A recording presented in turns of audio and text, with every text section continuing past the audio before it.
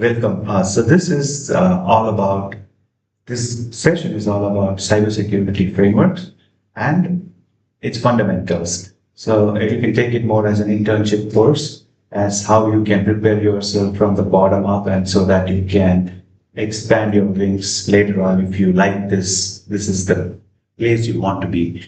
So before I start, I wanted to understand what is your understanding of cybersecurity. And by that, I'm asking a rhetorical question, not asking you guys any question, because there are people in the YouTube live session also. So, what is cybersecurity? When we talk about cybersecurity, in general, does it come under an umbrella of only the IT, or it talks everything in general? See, for example, I will go with an example so you can basically an analogy so that you can understand where we are coming from, and then we will delve on the course. If you have any questions, you can please ask by the end of the session, and those who are in the live session can also ask their questions in the comments, and we will answer it accordingly when the time permits, that is. So let me start with the cybersecurity part. You built a house, and that house needs to be secure. So does this fall under cybersecurity?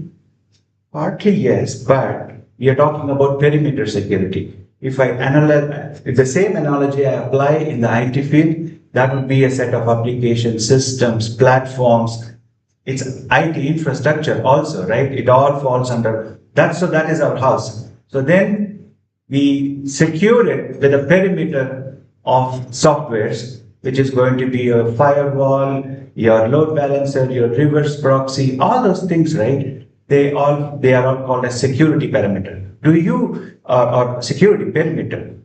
Do you call it as cybersecurity? Partly yes, but not so much. Why? Because in any organization, this is handled by the business technology division. So they call themselves as BT security. They have nothing to do with the actual applications, but they provide a perimeter security, like how you create a wall around your house. So that is a physical security. Right now, you involve a CCTV camera, a motion sensor, an IoT device, then your infrastructure is secure perimeter-wise. And this comes under BT technology. And still we are not talking about cybersecurity. Now, what's inside the house? And how are you going to secure it? And those are the ones which we are talking about cybersecurity. In general, when we talk about cybersecurity, what we are talking about is securing anything which is internet facing, right? And that becomes your rule of thumb. Cybersecurity talks about application systems, platforms, which either interact with the internet, or it is in the internet, or you have an interface which requires an interaction to the internet. So that means that this is cybersecurity, right? Now that means now you are opening up a wide era of security vector, which you need to secure. Now you have secured the perimeter by the walls, and you have set the CCTV. Now how do you secure it inside? And that is the locker that we are talking about. So cybersecurity, at the end, even if somebody comes and tries to steal your stuff, cybersecurity will be the one which will protect you from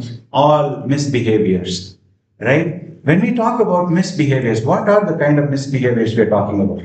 Somebody stealing it, somebody misrepresenting the data, somebody utilizing the data without your knowledge. All these are misbehaviors, right? So now you are opening up a Pandora box, which is like, you need to see all these vectors. Now, I'll take one more step back. And right now in the world, we talk about hacking a lot, right? And stealing data, capturing your information. It's not even that. People are so cruel, they will try to bring your system down. They don't even need to necessarily steal yours, which is called as DDoS, just denial of service, wherein people pump in a lot of data and hit your application, so your application cannot respond. And this we see quite often in all the large enterprise organizations. So now you guys have a better idea of what cybersecurity is, I think. Now, we will delve into the basics of cybersecurity as how do we actually deal with it. So, in this course, the agenda of this course, we will cover what is introduction of cybersecurity, which we partly did, and then we will talk about, we say corporate, but we are talking about enterprise security operations, right? When I say enterprise, please come. When we talk about enterprise, what are we talking about? Enterprise is a group of systems which is working in different technologies, basically. So that is why we call it as enterprise and not an organization, right? Enterprise from the IT world defines a group of technologies involved in securing that company operations, regular operations, right? So what are the enterprise security operations is what we will see. And then we will delve into the specialized divisions of cybersecurity, the career roles for each and every team involved in safeguarding the security, the core requirements of success, as how you define success, right? We will get into each one of them. And finally, the industry certification, which will take you to some place where we can actually say, this is my qualification, instead of people asking you, what is your qualification? So, as I said, is a practice of protecting systems, networks, and programs. And broadly speaking, we are talking about applications, systems, and platforms, right? So, I'll quickly tell you why we need those. See, a group of applications form a system, right? Specific functionality is achieved by the group of systems is called a platform. And then a single operation or a simple set of operations that can be achieved is called an application. I'll give you one example for each one of them so you can understand. A calculator is a simple application.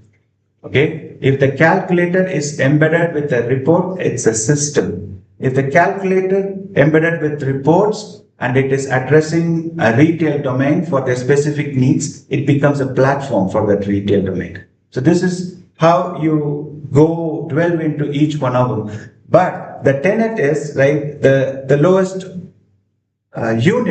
working unit is a program, basically. In simple terms, we can say it, right? Now, what is CIA? CIA is the tenet of cybersecurity, where we say it as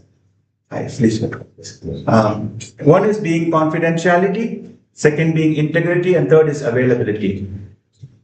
I'll go one by one. For example, first we'll come to confidentiality. What are we talking about confidentiality? Confidentiality is, I need to make sure this is person X who is actually logging in, right? And what does it integrate meaning? What does it mean? Confidentiality safeguards the integrity. For example, if I don't want to share my number to everyone.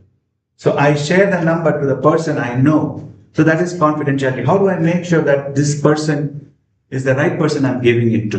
When I verify and confirm, is this the person that I worked with in the past? Or, so that is confidentiality. So in the IT world, how is the confidentiality maintained? It is normally maintained through an IAM solution. You guys might have heard this name, but I'll explain it as identity and access management, wherein you are asked to log in to identify yourself as who you are, and then we will authenticate you based on the information you provide, and that's basically IAM, right? Identity and access management forms the basic pivot of any enterprise organization, right?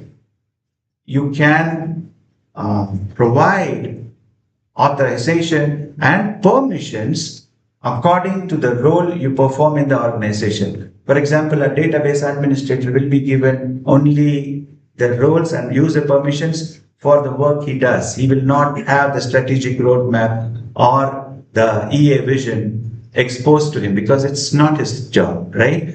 So the permissions is given based on the role he plays in the organization. So roles, user, roles, and permissions. This forms identity and access management. So this is the confidentiality part. Now I say, what is the integrity part? Now I gave an an access to the DBA. I need to make sure that DBA alone is using that, or it's the same person that is using it. So I will verify the integrity of his login information to make sure it is actually him, right? So that is the integrity part. And the third part is the availability part. And how are we making it? So what are we making available? The solutions that needs to be protected needs to be available all the time, else it's of no use. So this forms the pivot. And when I talked about DDoS, that is one of the tenets that was compromised based because the availability was not there. When people attack with denial of service attack, you cannot use your application that you're supposed to use, and that is availability. So as a cybersecurity admin or an architect or a red team person, you will be identifying what are these three tenets that I will work against with, and how do I make sure all these three are safeguarded. So this is on a very higher level. We will get into the details. Please do. One query I have. So can we rename integrity as an authentication? No. See, what is authentication then? Because you mentioned that yes, authorized user can get into the data. Understood. I'll answer you.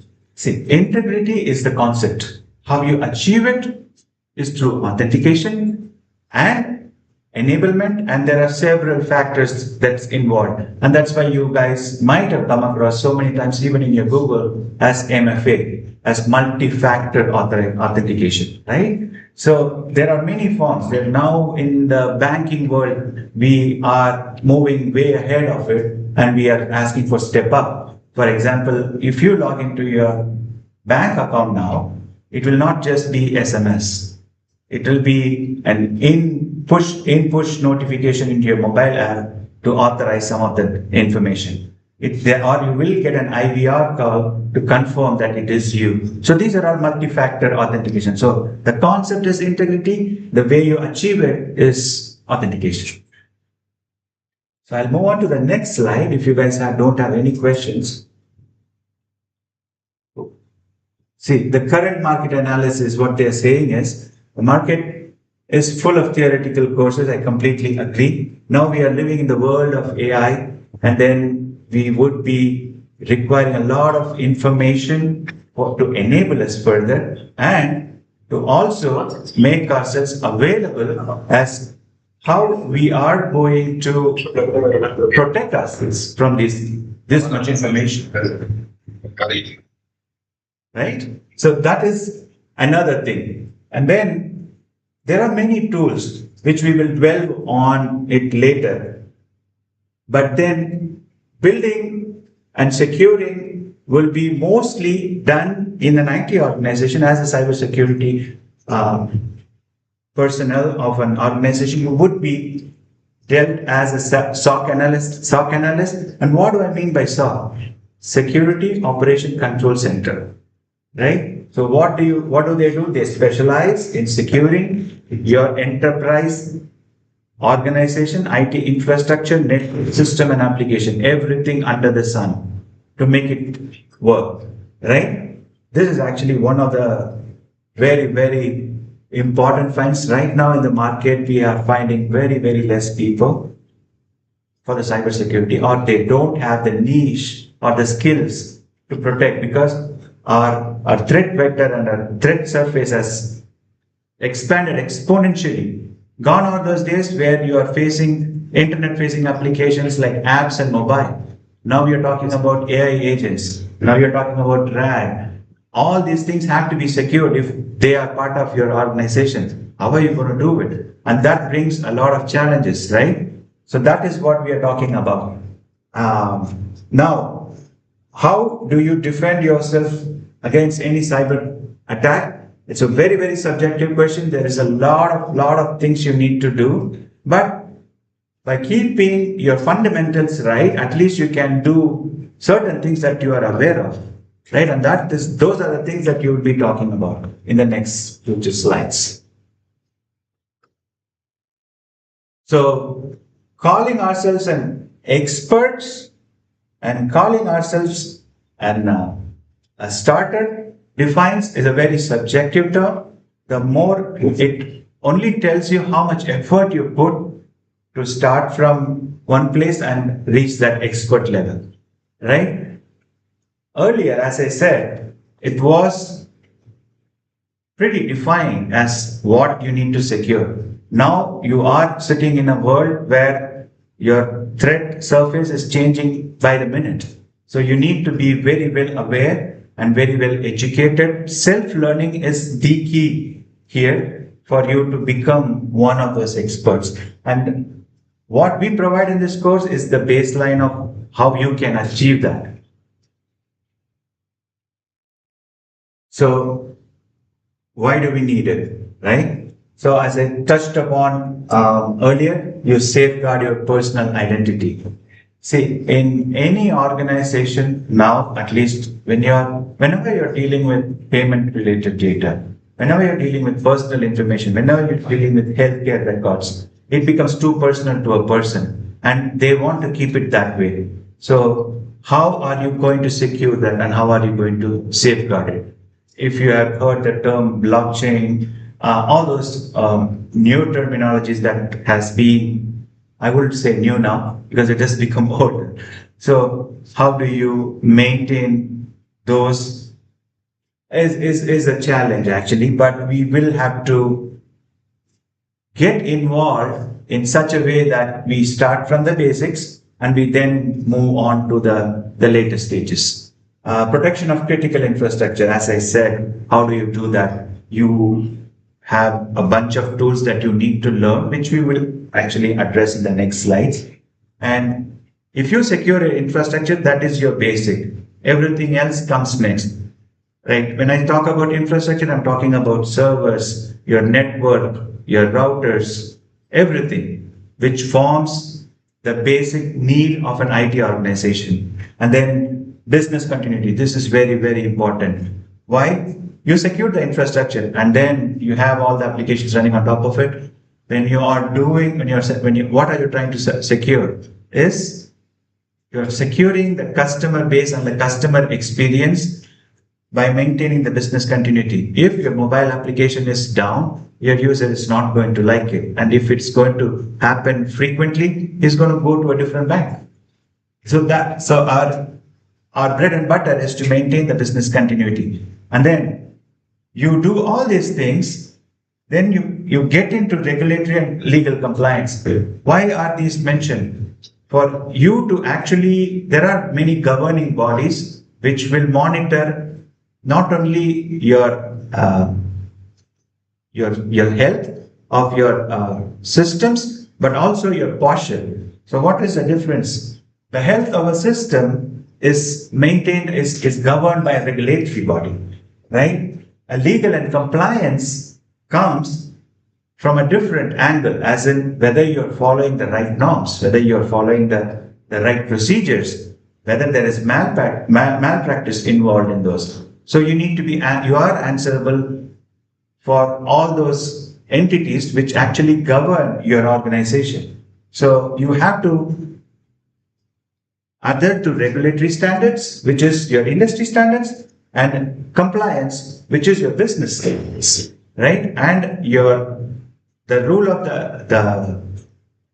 the land, for example, in Saudi Arabia is right. All fintech and banks have to adhere to SAMA regulations, right? SAMA is your governing body, correct? So you have to comply to their demands, right? For example, the regulatory framework, say for example NIST, right? Those are the industry standard frameworks that you need to adhere to. Else, you will not be able to use other applications which are following that framework, and you don't qualify as a financial mobile application or a payment application, right? So there is industry standards and there is rule of the land standards and then there is compliance on all these levels that you need to follow and other things.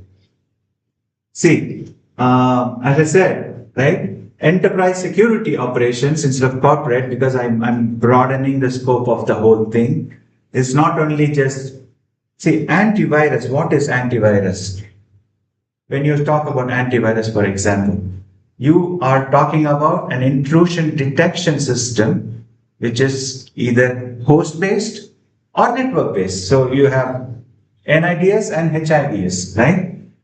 Does it solve your, see, if I'm talking about my laptop, I'm talking about an antivirus. But as a cybersecurity expert, you're talking about securing the whole entire network.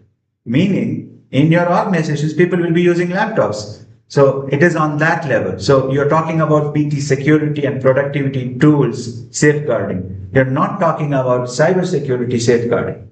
You got the point? Cybersecurity is all about enterprise applications, right? See, I have a laptop that is given by my organization and I'm using it. I need to make sure that my laptop is clean, right? Else I'm introducing a bug into the enterprise network. So this is actually being normally taken by BT security, right?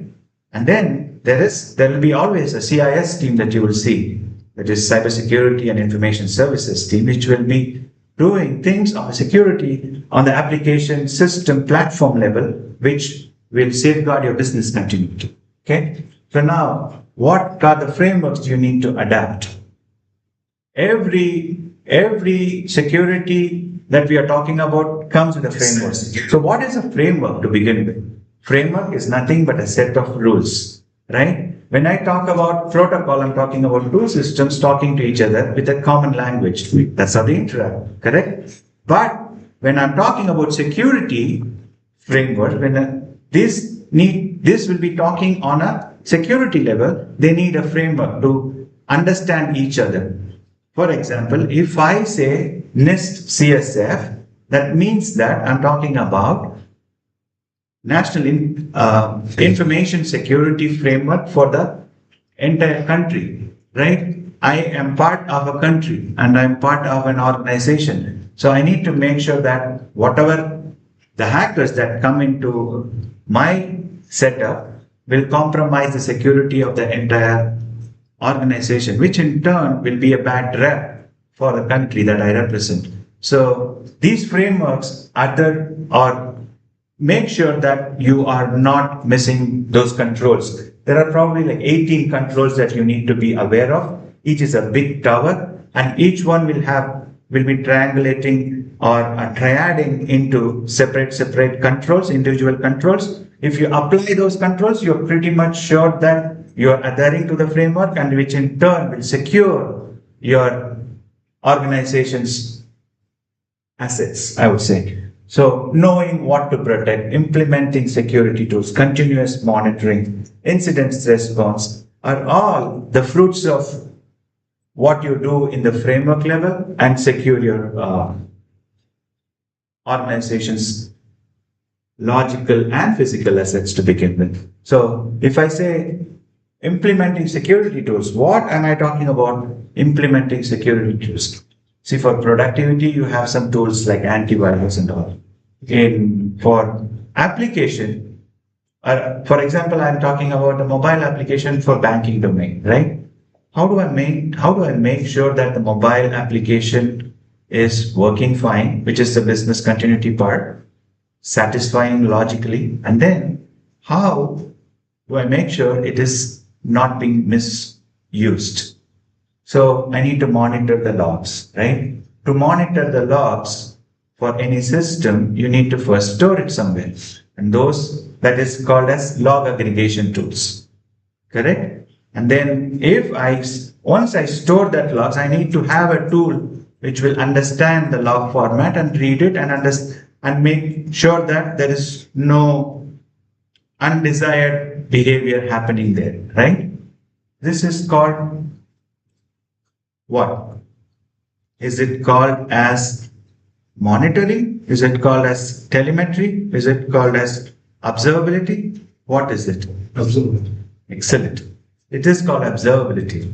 When we say observability, we are talking on a very broader term, right? When I say my mobile is responding in 5 minutes, that is metrics, right? And the way I collect data is called telemetry. And if I do it with a purpose, it's called observability. Because me saying that my mobile responded in 5 seconds doesn't have any value if I don't know it should respond to me in, say, 4 seconds. I need to have a pivot, I need to have a reference point to say that my metrics are working fine, and that is called observability. You interpret the data with some intelligence, it becomes observability. Okay. So moving on to the next one, what is incident response? An incident response is when somebody reports, right, an issue, you need to respond based on it. It is called an incident, right? Why is it called? Why do you need to respond? Because I can say that I might not be so good at reading my reports properly, my ledger reports or my payment reports. I see in the mobile it is 20 riyals.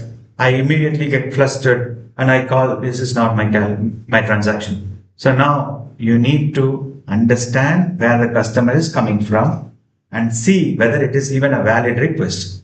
He might have used it, he didn't know. So you need to provide him with data, right? Where will you provide this data? No, sir, you use this card in this place, in this IP address to this vendor. And those you capture it, right? So that you will see it in the logs. And you would have automatically configured observability records where you will go and fetch and give it to him.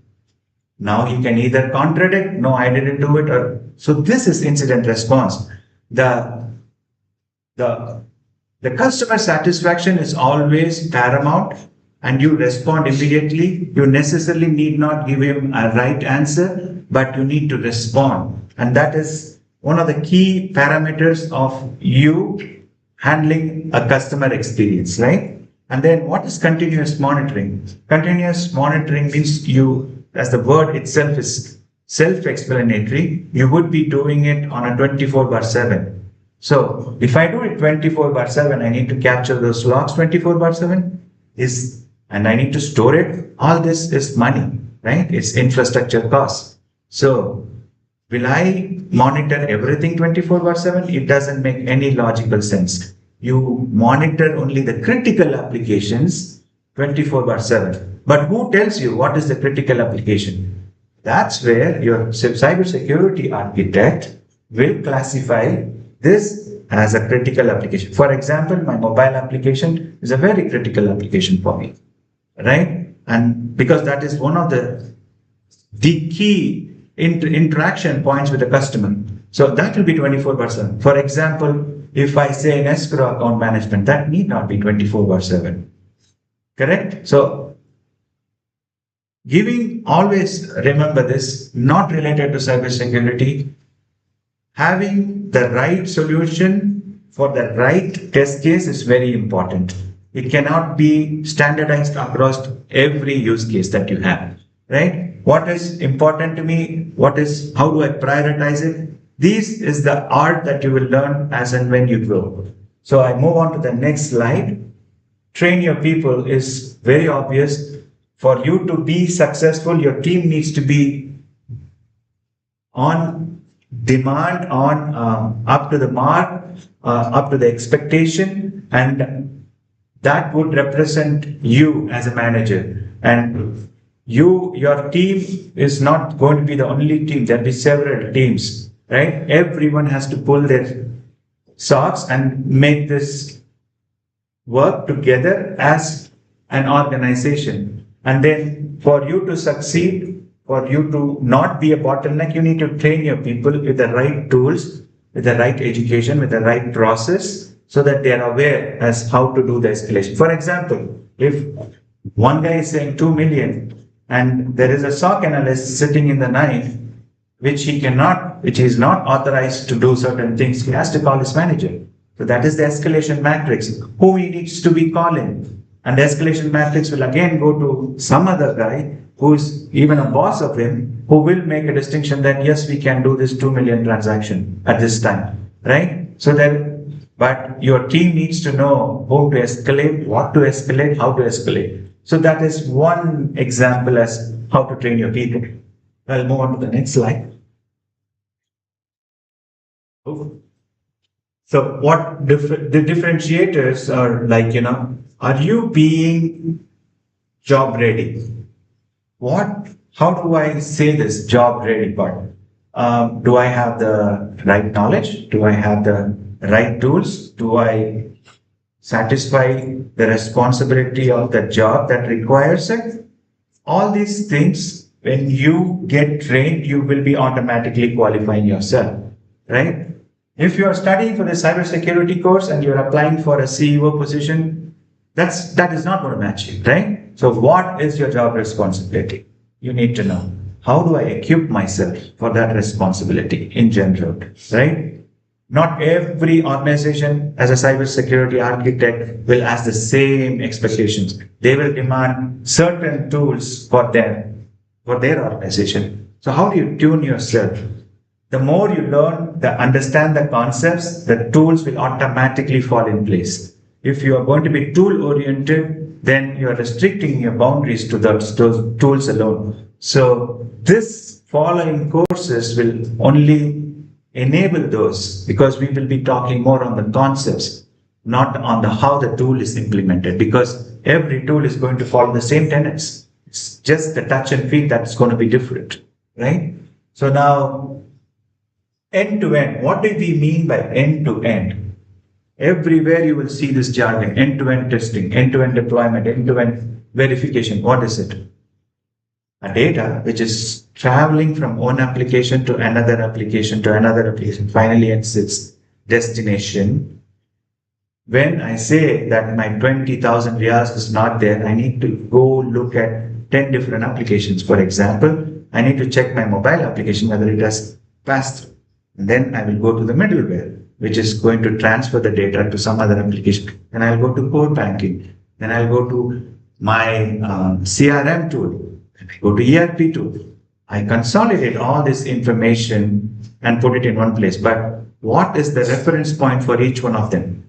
That would be a correlation ID, meaning there will be one significant field by which you can track in each system what is the corresponding data that has passed through, right? Time could be one parameter, your primary key could be another parameter, or a jumble of primary information which will form a correlation ID, and that you will track it across systems. So this is end-to-end tracking of a message, end-to-end tracking of a system. First, you will not be doing that as a cybersecurity, because you have application support teams. What is their job? They have to see whether the application is responding. There are situations where application is running, but it is not responding. So what is happening on the server level where the application is running? Those are the application support team's jobs. So end to end, that will be checked. From cybersecurity perspective, if there is any compromise in any of these layers, is what you will be looking at.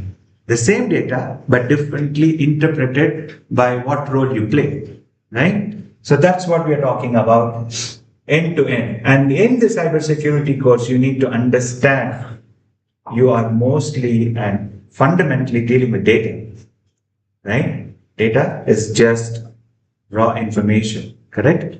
How are you going to store it? How are you going to ingest it? How are you going to transform it? How are you going to expose it? How are you going to secure it? That will make you understand end to end as how you can secure. Only when you know what are you dealing with, you can secure that, correct? If you're not knowing what you're dealing with, how can you even secure it? So that is that topic. Now, strategic design, or what do we mean by strategic design? Everyone will call themselves as digital transformed. What is digital transformation? Anything which is currently done partly manual, and then you convert them into an application in the IT world. That is digitization, right? Now you can, how do I digitally transform it? What are we transforming it? We're basically transforming information, right? Collection of data is information, by the way. So what are we transforming? You're transforming on the application level, the way it performs. For example, you will be currently working on a monolith application, which is the same application all in one piece of code. Then you split them into microservice, you're digitally transforming it. It's doing the same functionality, but now by splitting it into small microservices, you are enabling it for the cloud deployments. By enabling that into cloud deployments, you are going to you can incorporate your AI tools to it.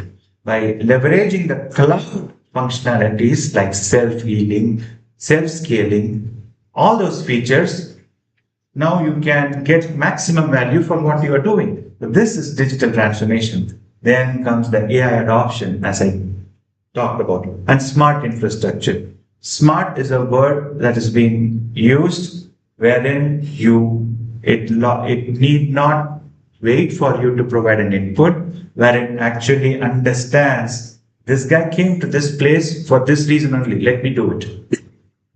For example, you see your smart application is an AC, it automatically turns to 21 because you have already programmed it when you started. So you don't need to go to 21 all the time because it's a smart application. It understands because you have configured it many times. So this is his expectation. If it is not his expectation, he'll anyway tune it.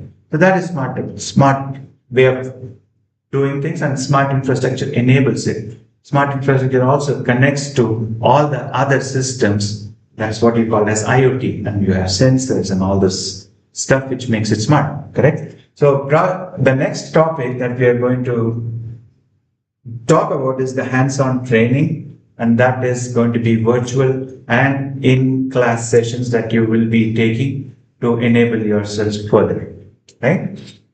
And apply those learnings as usual. There is literally no point you practicing something. I practice karate. And if I'm not using it, I will lose it. So your self-learning part, your applying that learning part is very key compared to you sitting idle with your knowledge. And that is, for me, that is a crime. If you don't know also, it's fine. But if you know something, you need to apply it. The next slide is so far so good, guys. Anything you have? So these are the courses that Exceliya Institute as us have created for you for your enablement. And deeply and broadly speaking, as a SOC analyst, what you will do, as a security engineer, what you will do, governance, risk and compliance as a GRC analyst, what you will do, digital forensics and incident response, what are you going to do, identity and access management, we broadly talked about, cloud security, again, if you guys are interested in cloud security, I'm sure you should be interested, you should be doing this. We are going to share this PPT, by the way, so don't worry. And AI security, that's the future that we are talking about. So this is broadly the teams that you will be part of if you want to be in the cybersecurity world. A blue team, let me start from the top, yes. The blue team is the one which you're talking about, the incident responder. He is the first line of defense for your incidents. He is the one who's going to be seeing what is that incident and responding to the customer. We are looking into it. Give us some time, and then taking necessary actions and contacting different teams to get more information and collect and send those reports to the manager, right? Attack and test, red teams. Generally, you speak penetration testing and vulnerability assessment. What is VAPT? These guys are not part of the team that is going to be dealing with the incidents. They create the incidents in the sense they will try to break your system and see if it is breakable instead of waiting for someone to break your system, right? So they have some tools, pen tools, which they use and try to break your system and see where is the discrepancy, where are the flaws, how can we fix it proactively instead of waiting for that to be broken, right? So that is that red, penetration testing team. The red team operator, what does he do? He is your second level of defense when your organization is under some attack. He needs to triage those information, make sure that the incident has identified a root cause, and then is a remediation required? If so, what are those steps? What are the approvals? And then triangulates that information across the board, saying that this is what we've done. So that's the role of a team operator. And then comes architect and security engineer. What does an architect do? Cybersecurity architect do? That's not a typical architect job. A cybersecurity architect will only look from the security perspective as what needs to be implemented. See, for example, we have identified an application, Notepad++, that needs to be part of all the things. A security architect will be asked, what is the zone that is going to be deployed? Because there will be not a lot of network zones, right? If the network zone has to be accessible by the entire bank, he needs to put it in a common place. What is that common place? How do you restrict that network zone? Who can access? How they can access? What kind of interface that we provide? What kind of disaster recovery patterns we need to apply? All those things. That's an architect job. And then he will also analyze, assess the cybersecurity tools to bring into the bank to enable them with the new developments, right? Security engineer is the one who actually implements those. Architect design things, engineer develops or get those tools and implement, right? And then now we are talking about governance, risk control analyst, and CISO. This is the top guy who will give you the strategic view. For example, go with Splunk. You have two good big things, Dynatrace and Splunk. Both are good. Datadog and Splunk, both are good. Who will decide I want these skills? That's the CISO. Why? Because he understands the enterprise vision, aligns with the security requirements of his team, and then say that for our organization, for our applications, for our technology stack, I'll go with Splunk. So that kind of decisions, strategic decisions, CISO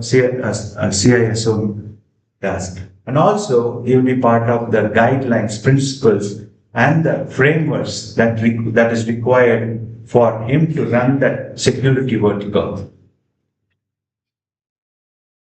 So far, so good, guys. I think I missed the purple team. They are the core experts, mix of red and blue. Why? Sometimes you need to involve external clients to solve your internal problems, because not everything can be solved by our organization's resources. Sometimes you need to bring in some specialized guys in some tools who can fine-tune your system, who can performance enable your system, can actually mitigate some risk that you foresee. All those things are purple teams.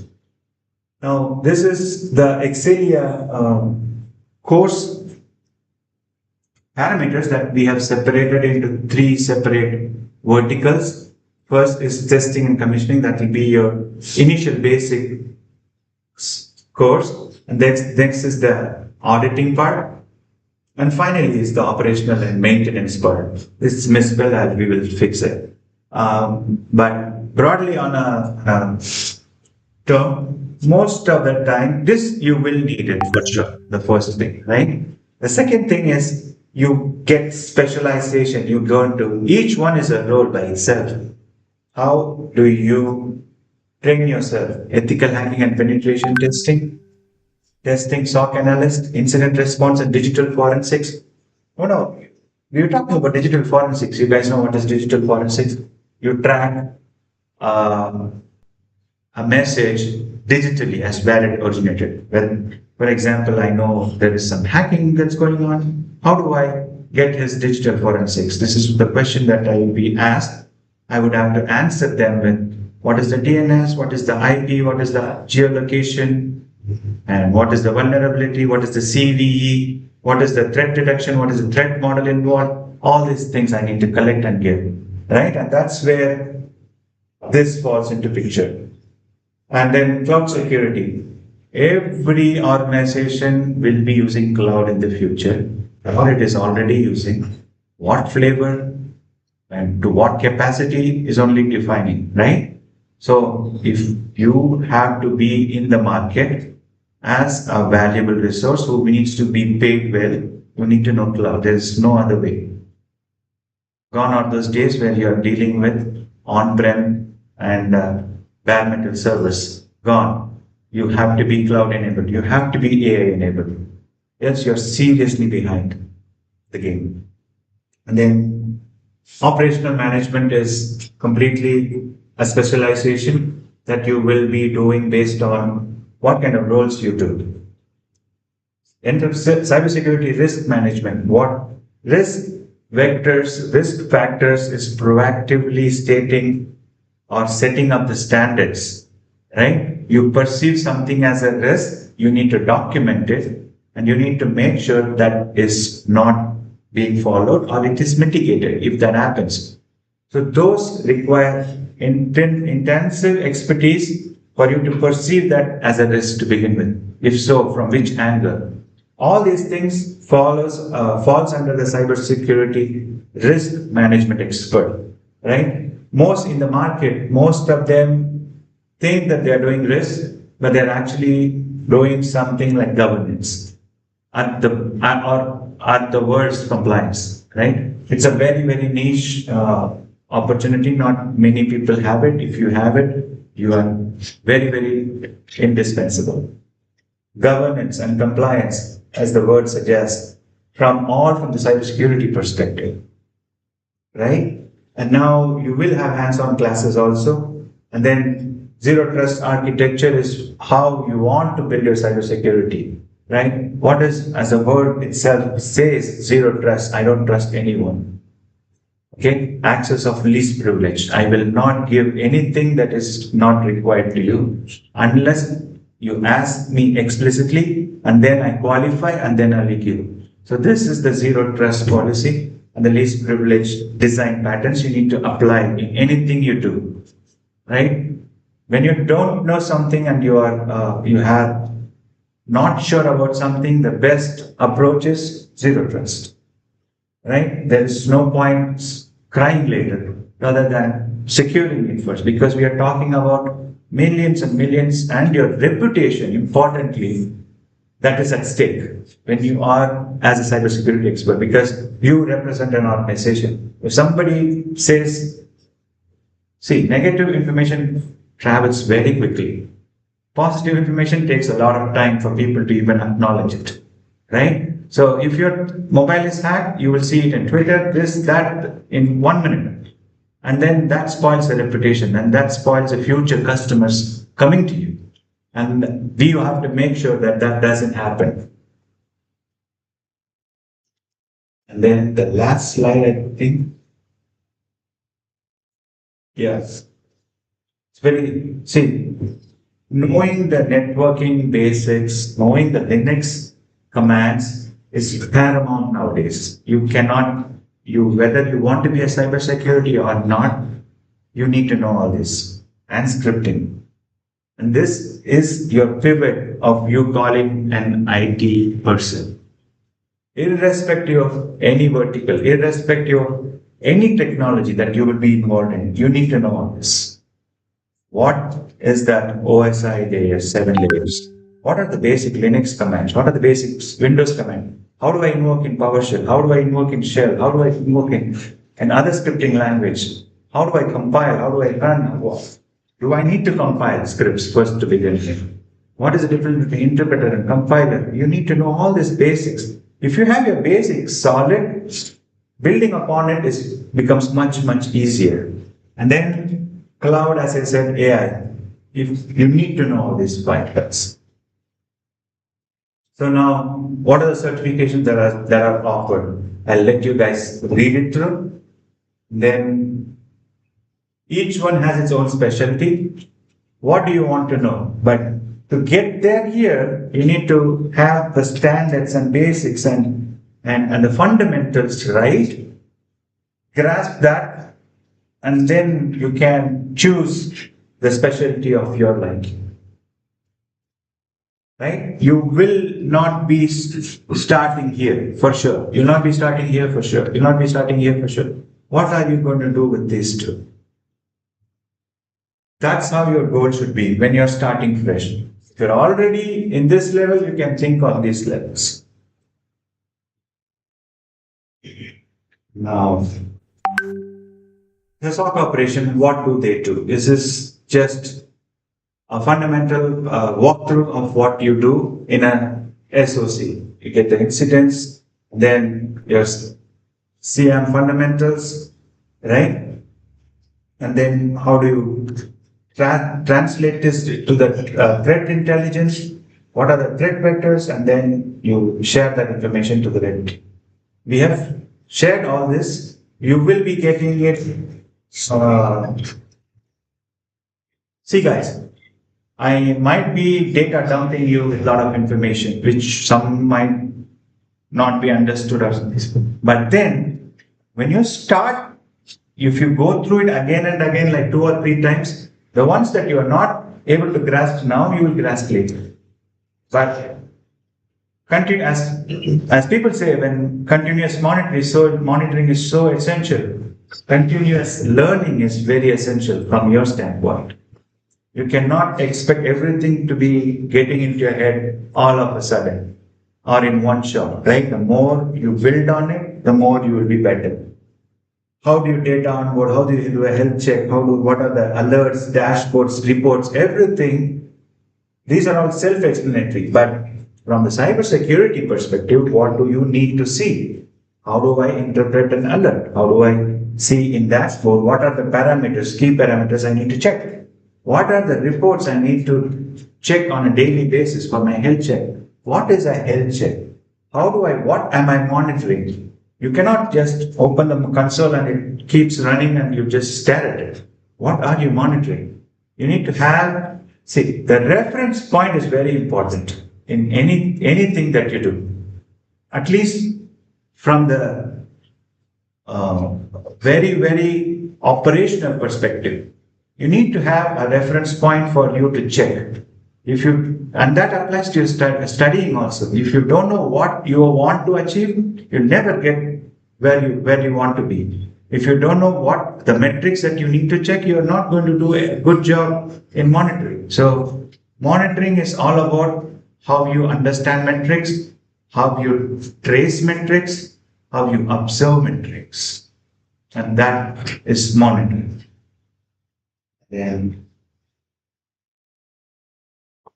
this is all about the certification that you can align yourself with. There are so many available, and as part of Exceliya, they will try to enable you guys with international certifications versus local certification to enable you to get a better job in the future.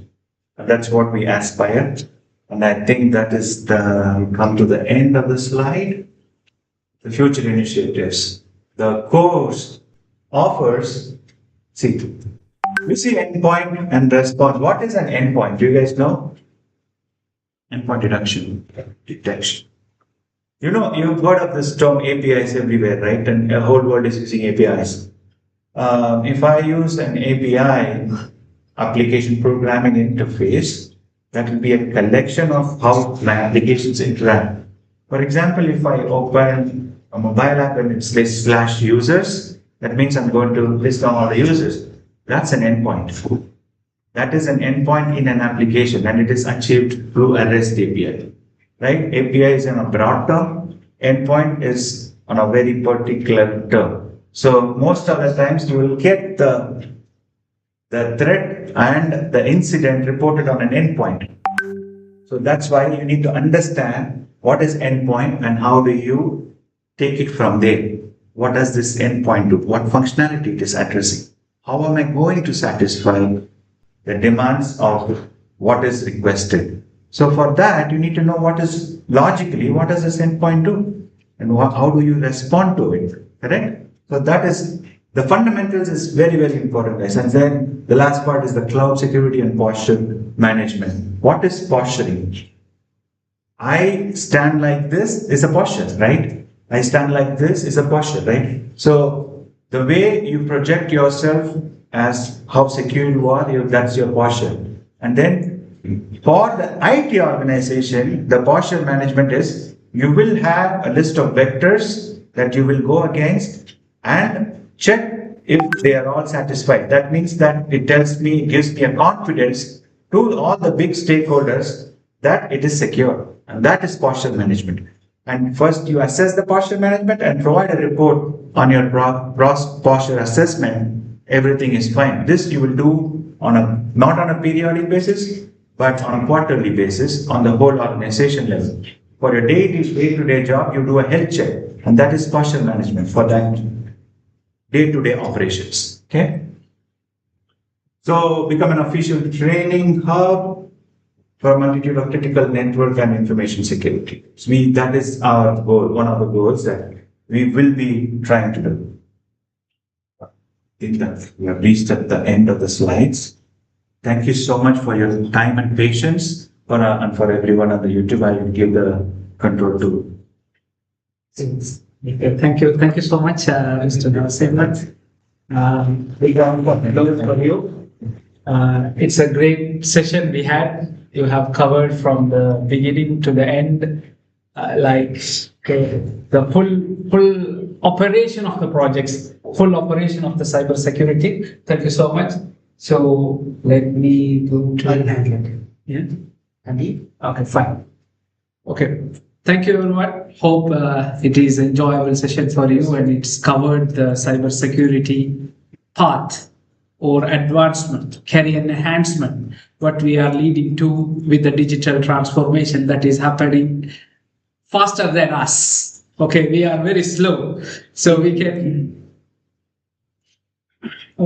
are moving like tortoise and it is jumping like a rabbit.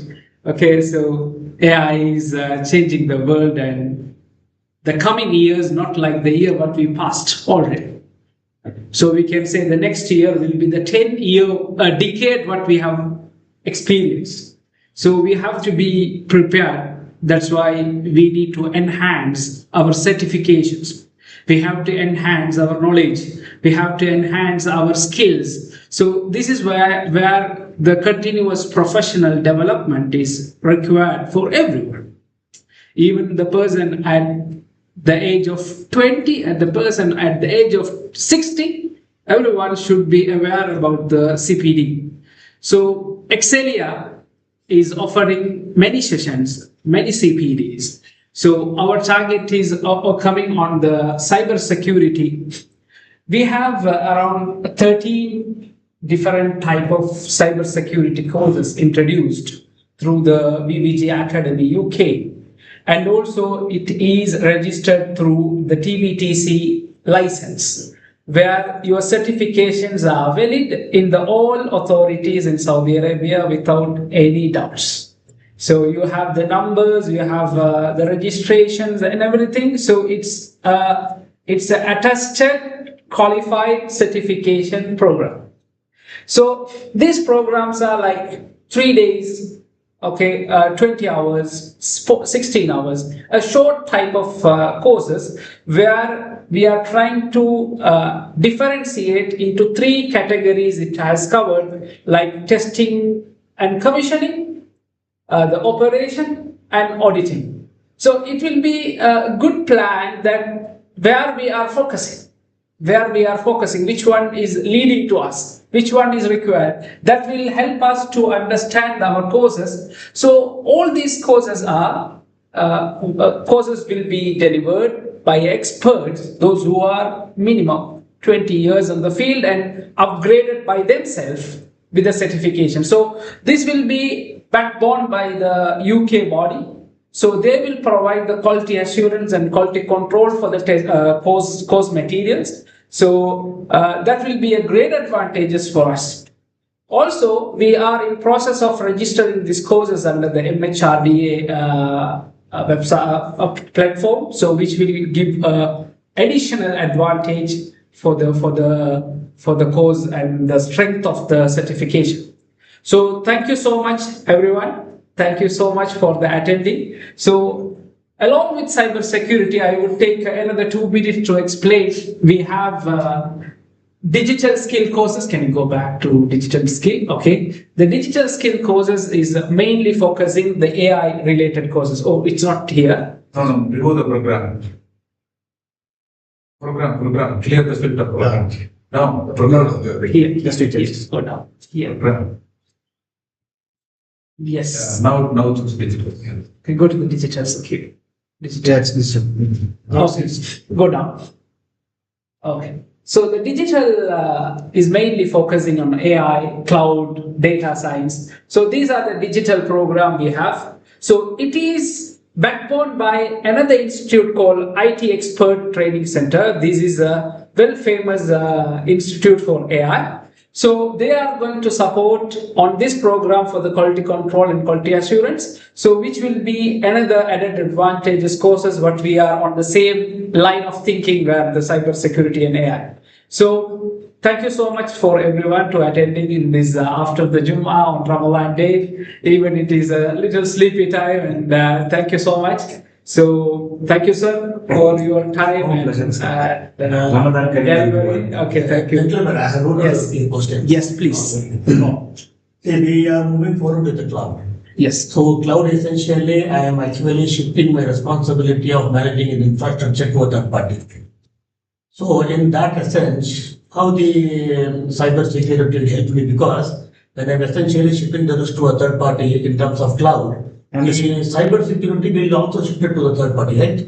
No, okay. First thing first, okay. I'll tell you something about service models. We have few service models. What service model are you going to use? This is the first question. Whether it is IaaS, EaaS, or SaaS. I'll tell you one by one. IaaS is infrastructure as security or service. Sorry. PaaS is platform as service. Then SaaS is purely a product where service, software as a service, where you don't need to do anything, right? Now I'll start with IaaS, which is your basic. What you will do, you engage with a cloud, and they will provide you the infrastructure alone. Now you need to deploy all your applications, right, on that infrastructure. And this is the IaaS model. It's all about responsibility. Who does what? It's the service models. It's all about, right? When you are deploying the applications, you yourself tell me who will secure the cyber security part. It is you, right? Now come to the platform as service. It takes care of everything except, when I say everything, means on the VM level, on your networking level, on your shared communication level, everything. Only thing that you will be responsible is again data and application which you need to deploy. When you do that application and data, again you need to secure it, correct? So the responsibility is still yours. Come to the SaaS model. Software as service is given as a tool to you, and you leverage it from cloud. You don't deploy that, you don't maintain that product, you just use it. So the responsibility is not yours. So it depends on what service model do you engage with in cloud. Does it answer your question? Yes, of course. And the other question what I am having is, Yeah. do you have any guidelines that provided by SAMA in terms of the financial institution in the kingdom, that the financial institution should follow a specific framework cybersecurity? Yes. You can refer this rulebook.sama.com.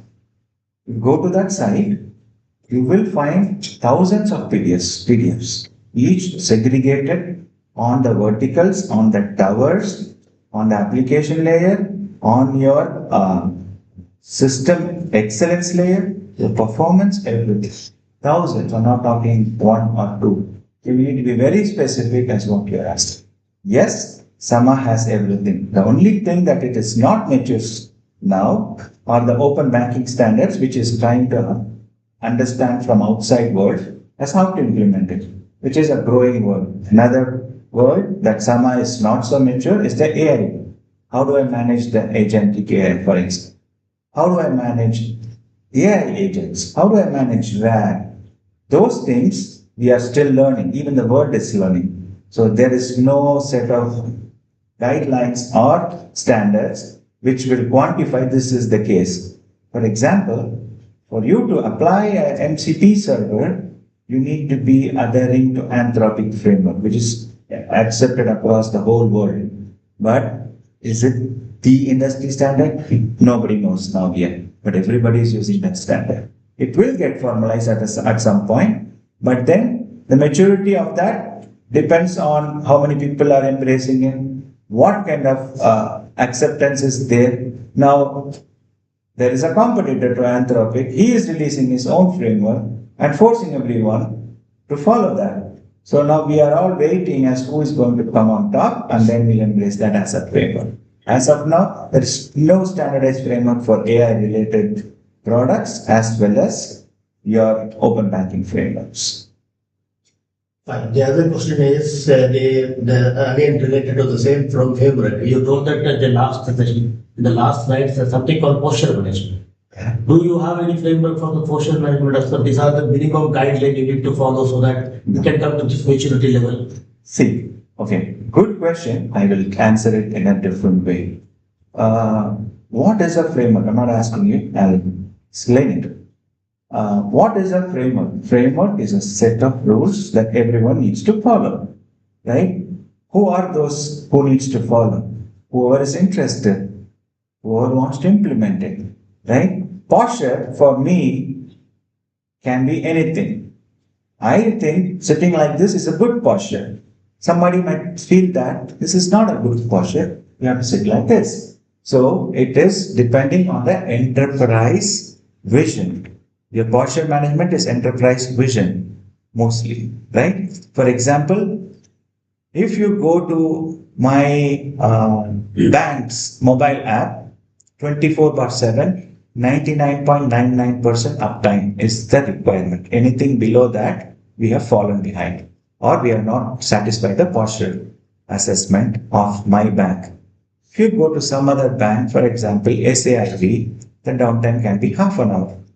STC Bank, it can be 1 hour. They don't care because their line, it's not like they are lazy. Their interest is somewhere else, meaning they are more interested in their corporate customers than a retail customer. Their corporate application should be 99.99. It depends on what is the posture your organization wants. And based on that, you will create a guideline. Based on that, you will create a standard, and then you assess that based on those guidelines and standards. Clear? There's no maturity level defined as such now. Posture management has a maturity level 4, 5 till 5, but then again, for which industry you're talking about? Are you talking about the payment industry? Yes. Are you talking about the customer experience? There's no posture management. So it depends on what based on the industry. The criticality of the application, right? See, for me, you can be a millionaire, but if you lose 10 riyals, you're going to catch my neck. And as a bank, I need to answer you. Yes. Correct? Correct? So that everyone has come up with a posture management because this is how it needs to be. It needs to follow a framework. It needs to follow a SWIFT framework. It needs to follow ISO standards, right? But then if I create a report, there is no posture management. I can create a report wherever, however I want, based on the person who was asking it. So it is a posture management is as I said, is a concept. How you embrace it is based upon your organization and your vision. For example, your team, if you say this is my posture management, everyone has to come by 9 a.m. That is your call. It is not necessarily everybody will agree to it, or every organization will agree to it. It is your posture management for your team that everybody has to be in the desk by 9. So it's a concept. Posture management gives the comfort for the organization as how they perceive things. Posture management gives an assurity to all the top management or the investors whom you need to show faith in. I can't say everything is up and running, but I need to show the posture management, meaning by results. I need to throw by results saying that this is our posture and it is fine. In the financial world, you will share your financial statement every quarter with your investor saying that we have made this much money. That is your posture management for the financial entity. So it depends on how you see it, what you see. I just want to make a comment before I make it. I'm a cybersecurity major. With digital forensics, a certificate, and a GRC manager cyber. Excellent. I was really impressed by the way you delivered the course. Thank you for the kind words. It was very interesting. Thank you very much. And if I could do it again, I would do it. Thank you, Steve. Thank you so much. MashaAllah, you did a really good job. Thank you. Because one of the challenges I see with the people in technology, they lose the business sense, which was present with you, especially when you answer the both your management position. This is for the Aman. I just read for this. Thank you. Thank you for the kind words. Can you throw some lights on microservices? What are the needs and how does it effectively changing the banking industry nowadays? It's not just banking industry, but it's just the industry, I would say. Yeah, I will tell you. banking background, that's why my question is really Okay, I will tell you. No worries, I'll tell you. See, I'll take an example, simple example, calculator. A calculator has the business requirements of 4 functions: addition, subtraction, division, and multiplication. I have to implement all these 4 functions. I have created an application and deployed all these 4 functions in one piece of code. This is monolith. Okay. Now, if I deploy it, I will tell you the benefits and the pros and cons also. If I deploy it as microservices, I will deploy it as 4 microservices plus minus addition division. Now, what is the pros of having everything in one code? Easy to maintain, easy to support. Because you know everything is in one place, right? If it is in 4 different places, you need to go to 4 different places. 4 logs you need to check, all those things, right? So this is the pro of having monolith. The setup is simple, the infrastructure is simple, management is simple. Supporting it is very simple. Now come to the microservices world. Now I told you, you have 4 functions to implement, you have implemented it successfully. Suddenly, not suddenly, industry has changed its policy. You have to do from 10 digits to 15 digits. Addition only. Subtraction, multiplication and all, 10 digits is fine. Now if I have to change, I have to bring down the whole system for this change, one change. Whereas in microservices, I have to change only one side of one program of it, which is my addition program.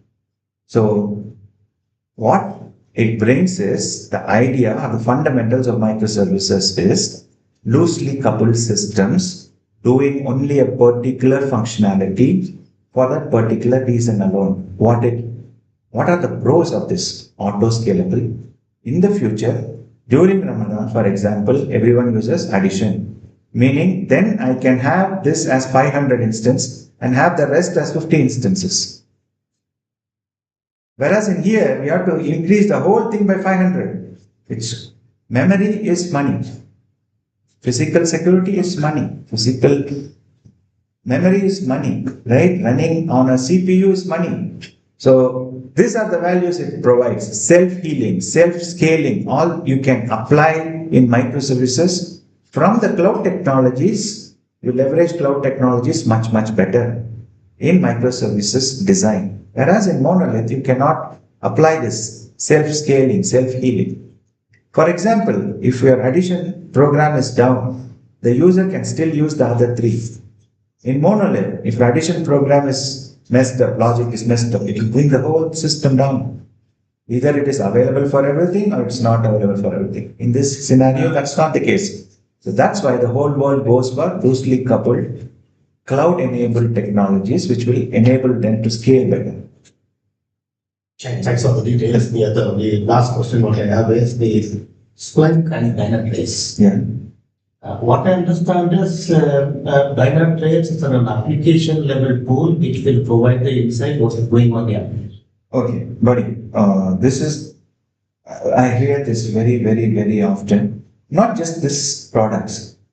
You need to understand this. One guy start. Okay.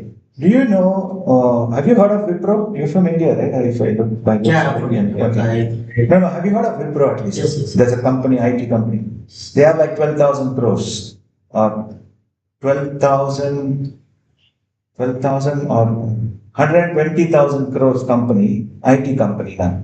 You know how they started? They started as Vanaspati, selling oil. That's how they started, right? Now, where they are?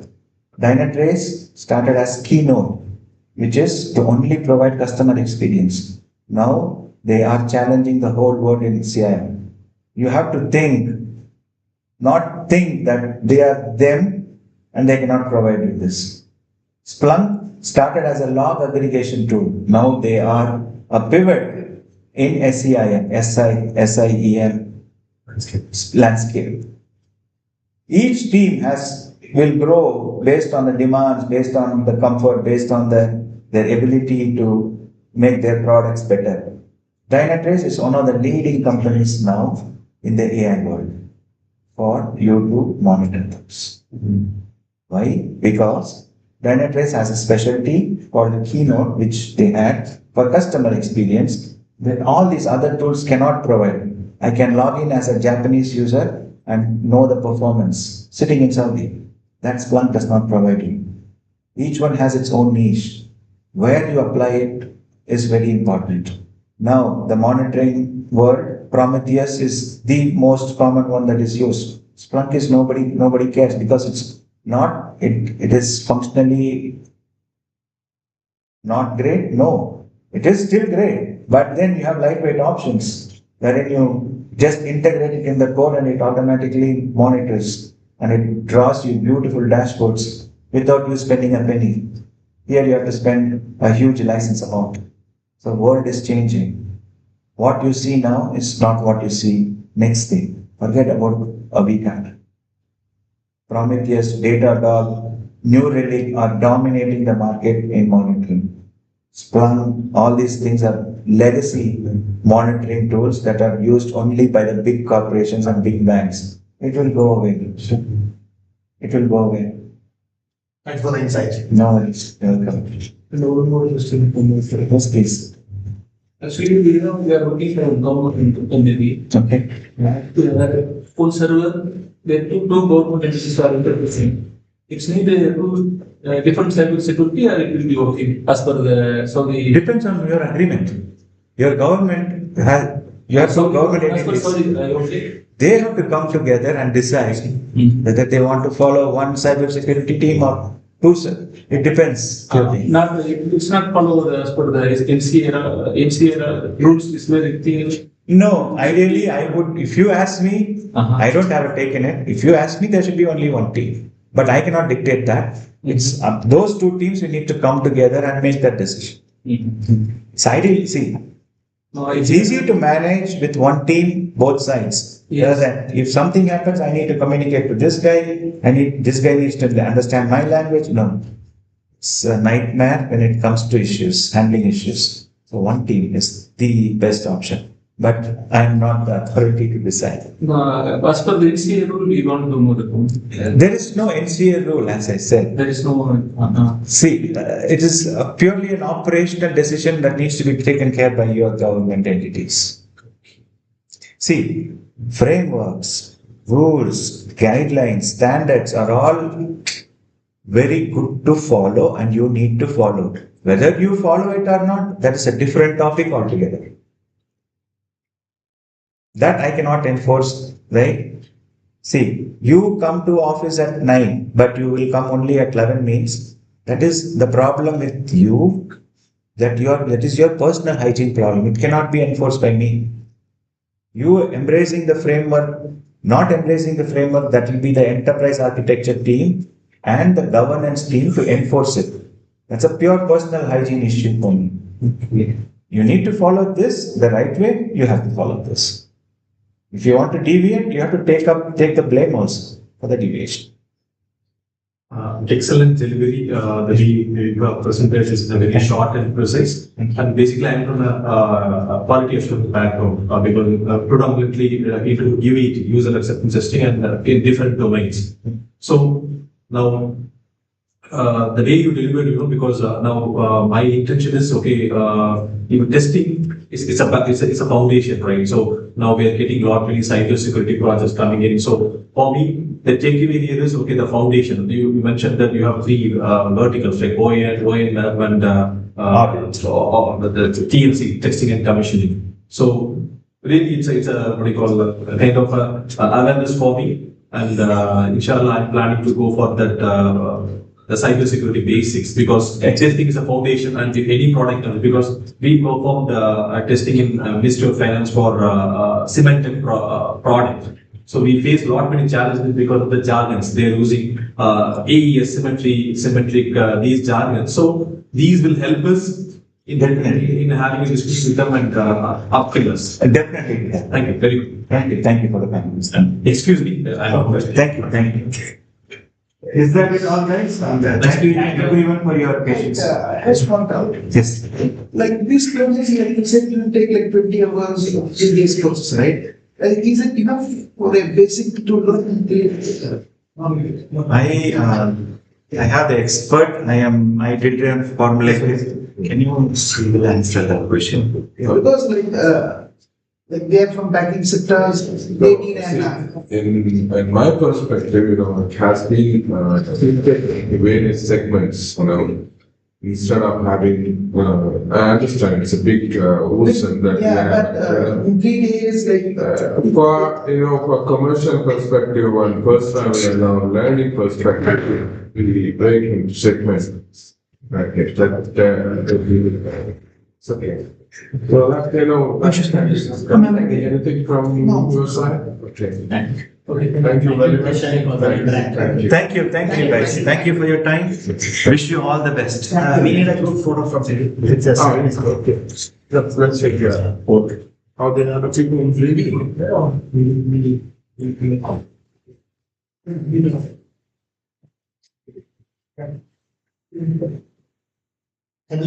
What's your good name? Nas. Abdurrahman. Abdurrahman. Nice to meet you, sir. Actually, we go through the so here the server is running. You can't get the service to. So if it is acceptable as per is it acceptable, or it should be Both. Again, as I said, right, NCA acceptable or not, acceptable. Totally. Can we take some pictures, please? As ideally, you should do for both. Okay. That is the right implementation approach. Okay.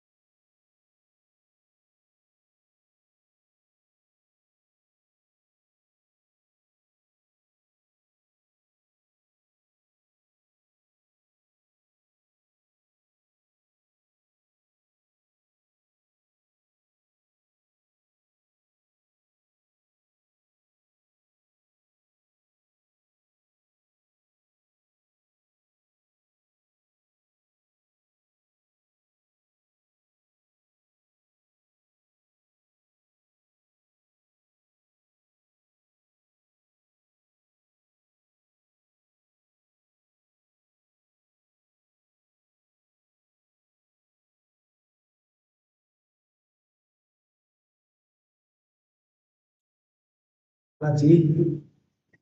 For example,